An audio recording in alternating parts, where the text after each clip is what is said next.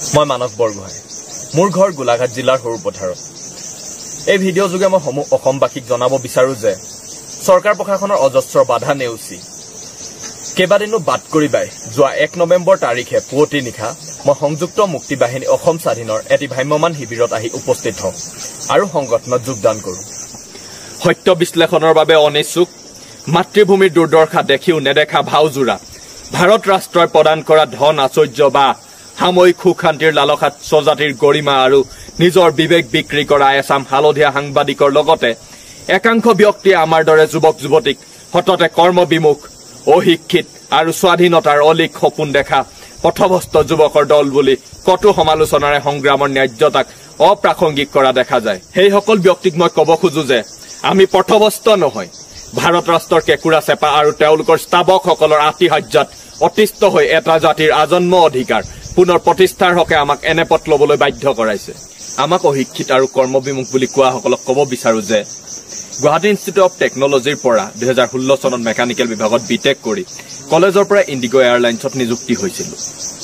তাত কৰ্মৰত অৱস্থাত হিন্দীভাষী লোকৰ অটপালি তথা অসমীয়া যুৱকক সদায় হেয় দৃষ্টিৰে চোৱা কাৰ্যই মোক কৰ্মৰ পৰা অব্যাহতি ল'বলৈ বাধ্য কৰালে ইয়াৰ পাছত মই কলিকতাৰ ক্লিফিন ইনষ্টিটিউটৰ পৰা এভিয়েশ্যন এণ্ড হস্পিটেলিটি মেনেজমেণ্ট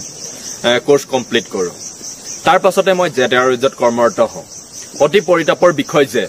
ইয়াতো পূৰ্বৰ দৰে কেৱল অসমীয়া হোৱাৰ বাবে বৈষম্য আৰু অকথ্য নিৰ্যাতনৰ সন্মুখীন হওঁ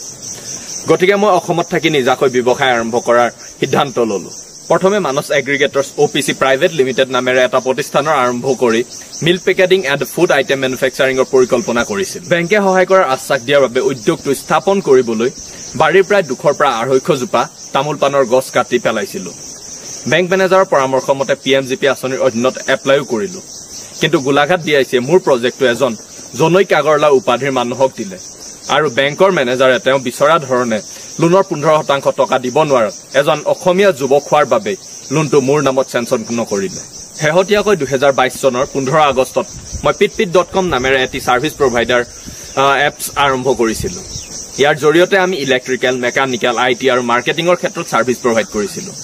আমাৰ মূল উদ্দেশ্যই আছিল থলগিৰি শিক্ষিত নিবনুৱা যুৱক যুৱতীসকলক আত্মনিৰ্ভৰশীল কৰি তোলা এই ক্ষেত্ৰত আগবাঢ়ি যোৱাত আমাক এগৰাকীমান জ্যেষ্ঠ সাংবাদিকে যথেষ্ট সহায় কৰিছিল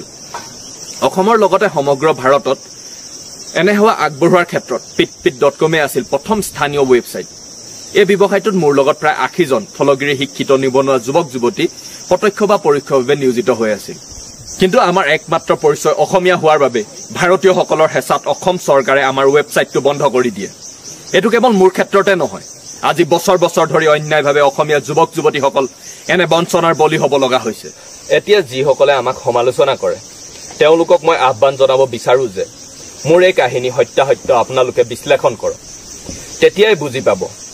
আমি অশিক্ষিত অথবা কৰ্মবিমুখ নহয় সাম্প্ৰতিক অসমৰ আৰ্থ সামাজিক আৰু ৰাজনৈতিক পৰিস্থিতিয়ে আমাক এই কথা বাৰুকৈ উপলব্ধি কৰাইছে যে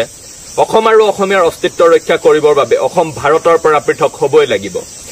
অসমৰ স্বাধীনতাৰ অবিহনে থলগিৰি জনগণৰ ভৱিষ্যত সুৰক্ষিত নহয় এই স্বাধীনতাৰ ধাৰণা আমাৰ মনত হঠাৎ উৎপত্তি হোৱা নাই ই আমাৰ বুৰঞ্জী প্ৰদত্ত ন্যায্য অধিকাৰ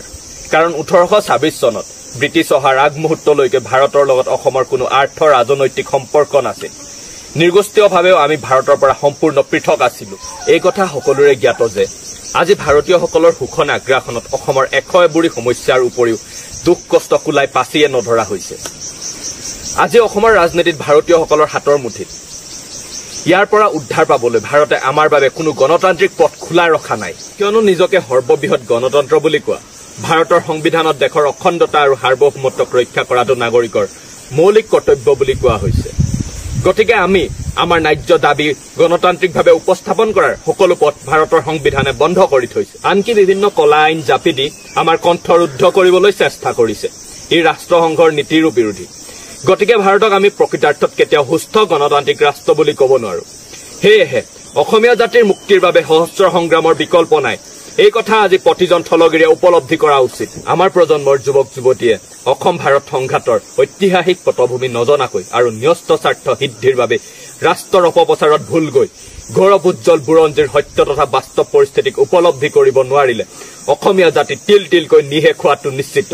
কিন্তু ভাৰত ৰাষ্ট্ৰৰ স্থাৱকসকলে বিভিন্ন কূট কৌশল অৱলম্বন কৰি প্ৰচাৰ মাধ্যমসমূহৰ জৰিয়তে আমাৰ মনোবল তথা সংগ্ৰামী সত্তাক ধ্বংস কৰিবলৈ অহৰহ প্ৰচেষ্টা চলাই আহিছে। আমাক বৈষয়িক সুখ আৰু পৰিয়ালৰ মুহত আবদ্ধ কৰি জনমভূমি অসমক নিৰবিচ্ছিন্নভাৱে শোষণ লুণ্ঠন চলাই যাবলৈ চক্ৰান্ত কৰিছে। ই আমাৰ চকুত ধৰা নপৰাকৈ থকা নাই। তেওঁলোকে আমাক বিচলিত কৰাৰ উদ্দেশ্যে প্ৰচাৰ কৰাৰ দৰে আমি পিতৃ মাতৃ তথা পৰিয়ালৰ দায়িত্বৰ প্ৰতি উদাসীন এজন নিষ্কৰ্মা সন্তান নহয়, এজন পুত্ৰ হিচাপে, এজন ভাতৃ হিচাপে, এজন পিতৃ হিচাপে আৰু এজন স্বামী হিচাপে দায়িত্বৰ গধুৰ বোজা আমি উপলব্ধি নকৰাকৈ থকা নাই। আপোনজনৰ পৰা আঁতৰত থকা বেদনা, জন্মদাত্ৰীৰ আইৰ চকুপানী নিজ হাতেৰে মচি দিব নোৱাৰা বিষাদে আমাকো পলে পলে অন্তৰত খুন্দা মাৰে। কিন্তু শত্ৰুপক্ষই জনা উচিত যে যি দেশত মাতৃভূমি সুৰক্ষাৰ বাবে গদাপানী জয়মতীৰ দৰে কাহিনী বিৰাজমান, যি দেশত দেশৰ স্বাৰ্থৰ তুলনাত আপোন মোমায়েকৰ জীৱন তেনেই নগণ্য, সেই দেশত যেতিয়াই বিপদে দেখা দিয়ে দেশৰ বীৰ সন্তানসকলক সংসাৰৰ কোনো মায়ামোহে আবদ্ধ কৰি ৰাখিব নোৱাৰে। সেয়েহে সকলো সাংসাৰিক বান্ধোনৰ পৰা মুক্ত হৈ আমি দুখনী অসমীয়া আইৰ চকুলো মচিবলৈ বদ্ধপৰিকৰ। এই কথা ভাৰত ৰাষ্ট্ৰৰ তেওঁলোকৰ স্থাপকসকলে জনা উচিত। যিসকলৰ বাবে আমাৰ দৰে যুৱক যুৱতী আলফা স্বাধীনত যোগদান কৰাটো ৰহস্যৰ বিষয়, তেওঁলোকক অনুৰোধ জনাব বিচাৰো যে আপোনালোকৰ পৰাধীনতাৰ আস্বাদন ফালি ভাৰতীয় হৈ দেখুৱাৰ মুখ পৰিত্যাগ কৰক আৰু বাস্তৱতাক বিশ্লেষণ কৰক। সকলো ৰহস্যৰ উৰ পৰিব। এই কথাও বোধগম্য হ'ব যে